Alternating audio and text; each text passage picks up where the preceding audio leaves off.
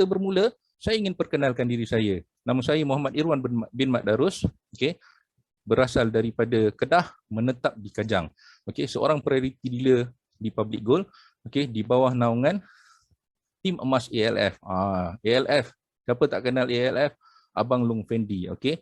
Fendi Rusli UPP, nama dalam Facebook beliau. Okey, dan mentor saya di atas abang Long adalah Kak Ina, okey. Founder grup MyPG. Okey, jadi saya bermula bersama dengan Public Gold daripada tahun lepas, okey, di waktu pandemik, pertengahan pandemik, sebab pandemik bermula pada awal tahun 2020, jadi saya bermula pada awal tahun 2021, okey, sebagai normal dealer, kemudian saya upgrade pada priority dealer. Okey, jadi disebabkan cerita ini tentang goal setting, jadi saya nak beritahu tuan-tuan dan puan-puan, sebenarnya hari Sabtu yang lepas saya dan bersama rakan-rakan dealer MyPG yang lain telah pun membuat goal setting, okey, di Public Gold Branch Bangi, okey, dan jadi goal setting saya sebenarnya yang paling ultimate, okey, paling ultimate. Saya tak nak cerita untuk tahun ini. Kalau tuan-tuan dan puan-puan nak tahu untuk tahun ini, saya memang akan kejar FMD, okey, tetapi ultimate goal saya adalah dah tentu idola kita semua, Mahaguru Syukur Hashim. Saya ingin jadi seperti beliau. Okey, belajar banyak ilmu tentang emas, okey, dan memberi manfaat kepada dealer-dealer yang lain. Okey, mungkin satu hari nanti saya bukan lagi sebagai moderator tetapi saya sebagai speaker. Tolong doakan saya, okey, rakan-rakan dealer yang lain. Okey. Jadi sebelum kita pergi untuk mendengar bagaimana untuk membuat goal setting, ada satu cerita yang saya ingin ceritakan. Okey, apabila bercerita tentang bisnes public gold, kita akan terus berfikir tentang emas. Sama juga dengan saya, apabila saya bermula pada awal tahun lepas, okay, saya berfikir public gold ini adalah semuanya tentang emas. Tetapi saya silap. Okay, saya silap sebab pada waktu itu saya jadi dealer pada awal tahun lepas, saya buat pembelian RM100, saya dapat RM1. Saya dapat RM1 komisen, dia tak masuk ke dalam akaun bank saya. Kebetulan pula memang saya tak set lagi akaun bank saya. Jadi dia akan masuk terus ke PG Mall. Jadi saya kata, Public Gold kenapa ada PG Mall? Okey. Jadi daripada saya berfikir, saya terus masuk training. Saya masuk training Mahaguru Syukur Hashim, saya masuk training yang saya ingat lagi Tuan Hafizul Hakim, Mama Aziza dan lain-lain lagi. Okey.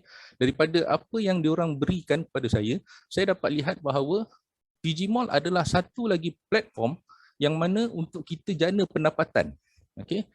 Dapat komisen di Public Gold, dimasukkan 100 ke dalam PG Mall, dan kita berbelanja dapat lagi komisen daripada situ. Komisen atas komisen. Siapa yang tak nak, tuan-tuan dan puan-puan.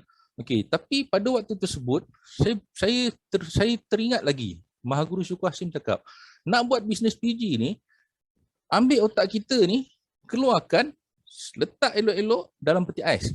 Gunakan otak founder, okey, dan kita boleh berjaya dalam PG. Jadi pada waktu itu saya berfikir dengan cara bagaimana founder kita, iaitu Datuk Wira Louis Ng berfikir, kenapa komisen 100 dimasukkan ke dalam PG Mall?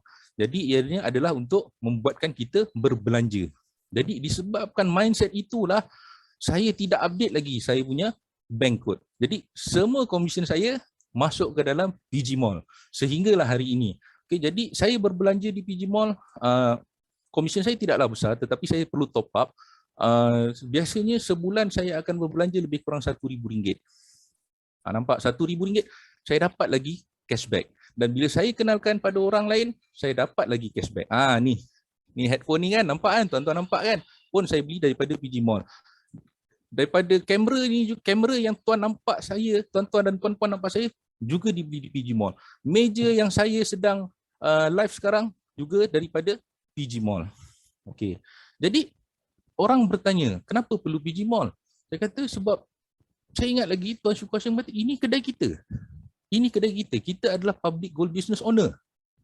Okey. Jadi kita ada kedai.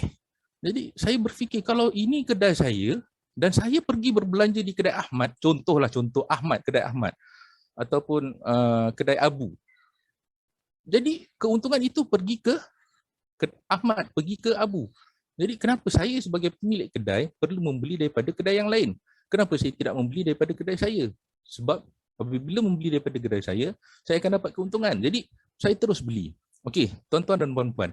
Saya bukan hanya beli barangan-barangan keperluan saya beli pampers anak, saya beli susu anak, saya beli minyak, beras, macam-macam lagi lah. Saya pun tak sempat nak sebut semua. Okey, tapi dalam masa sama saya juga beli emas daripada PG Mall. Sehinggalah akhir tahun lepas, saya mendengar berita bahawa C-Wallet tidak lagi dibenarkan untuk membeli emas. Betul. Orang lain banyak yang melompat. Jangan melompat dulu puan-puan. Okey, tuan-tuan dan puan-puan, jangan melompat. Sebab apa? Sebab kita sendiri, okey, jika kita pernah berbelanja di PG Mall, kita tak akan risau apabila C-Wallet tidak dapat membeli emas. Sebab apa? Saya gunakan C-Wallet saya, okey, untuk membeli barangan keperluan saya, dan duit barangan keperluan saya masukkan dan beli emas. Mudah. Okey. Jadi kenapa saya bertindak sedemikian? Sebab saya dah tahu hala tuju founder kita, Datuk Wira Louis Ng. Okey.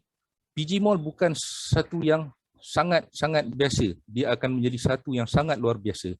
Okey. Kalau barang basah boleh dibeli di PG Mall, saya akan beli di PG Mall. Sebab saya yakin satu hari nanti Datuk akan bawa barang basah, kita boleh order.